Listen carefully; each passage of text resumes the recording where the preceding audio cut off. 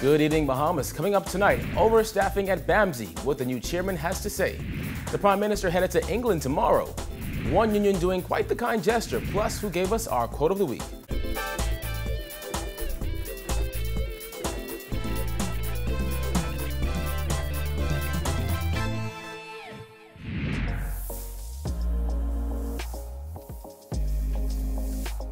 Our News is brought to you by Alive.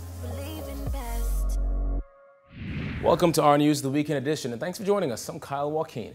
Topping news tonight, newly appointed chairman of the Bahamas Agricultural Marine Science Institute, Tennyson Wells, has claimed both the Minnis and former Christie administration have contributed to overstaffing at BAMSI. Wells says while the Andros-based institute is severely overstaffed, there are no plans to let anyone go. Jasmine Brown reports. But the problem is we have a lot of people who was hired by the former government and the present government that really they're not trained to do anything. So Wells says they are not looking to let those staffers go, but they are instead hoping to get them properly trained in a bid to boost productivity. It's a question of training process and to bring that production using those same people to bring the production up to where it ought to be. BAMSI is the brainchild of former Prime Minister Perry Christie, who insisted it was important to make the Bahamas more self-sufficient.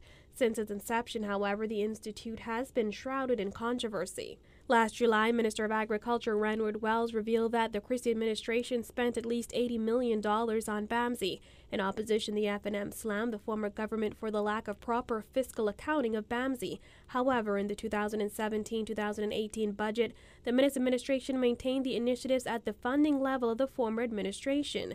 The School of Agriculture and Marine Science currently receives $8 million. Despite its not-so-stellar history, Wells says they are looking to expand on what already exists. We are trying to double the banana farm and the pawpaw farm. We double all of them and tripling them up. Right now, there's just over or around 100 acres under production, but it was not properly maintained. So we're going to provide the funding to maintain those crops that are already in the ground and expand them by, I say twofold at the platform, but I'm looking at three-fourfold. Reporting for our News, I'm Jasmine Brown. Prime Minister Dr. Hubert Minnis will be flying into England tomorrow to attend the 25th Heads of Government meeting. Minnis and his delegation just wrapped up several conferences in Lima, Peru over the weekend, one of which being the 8th Summit of the Americans.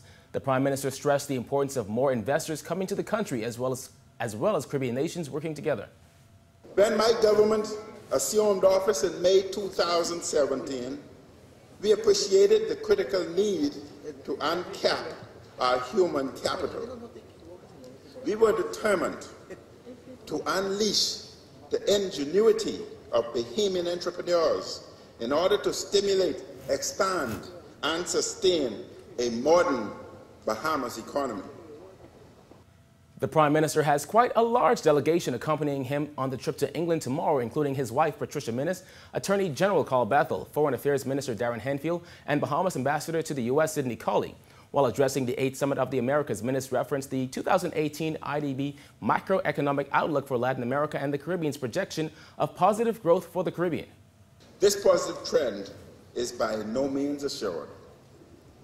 There is still much work to do to strengthen financial institutions in proportion to our economies, to manage indebtedness which crowds out critical public sector investments, to enhance investments in human capital, and to bolster transparency, openness, and investor protection.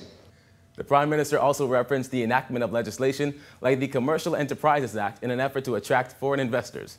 This legislation encouraged both domestic and foreign investment in the Bahamas in strategic sectors such as nanotechnology, computer technology, software design, data storage, maritime trade, aviation registration, wealth management, captive insurance, and manufacturing enterprises. The new Commercial Enterprise Act is also designed to provide for economic zones with favorable terms for business development. It's a side of labor unions you don't normally see. Yesterday, members of the Union of Public Officers for the National Insurance Board fed the elderly at the Good Samaritan home in Yellow Willow Gardens. Chicken, souse, and Johnny cake on the menu. The residents got a hearty meal for which they were very grateful. We decided as an executive team that we don't want to just be a union that is fighting for the increments of people and the bonus of people, but we want to be an organization that is assisting people in their development. So we've decided to give food to Mr. Capron's home, which is Good Samaritan home, which has been doing a very wonderful job. There was an organization that was selling chicken souse, so we decided that we would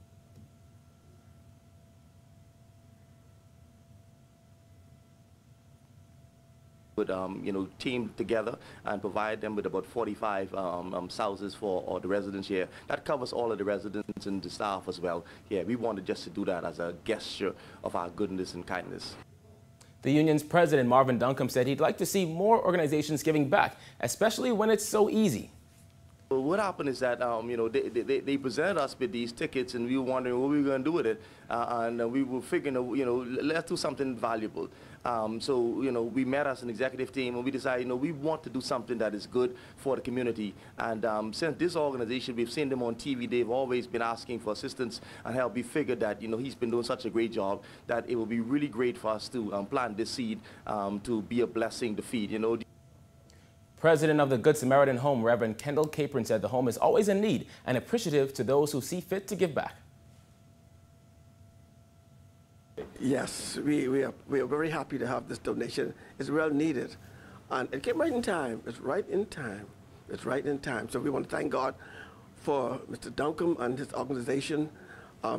They always come to our aid when we are in need. It's something that God does for us.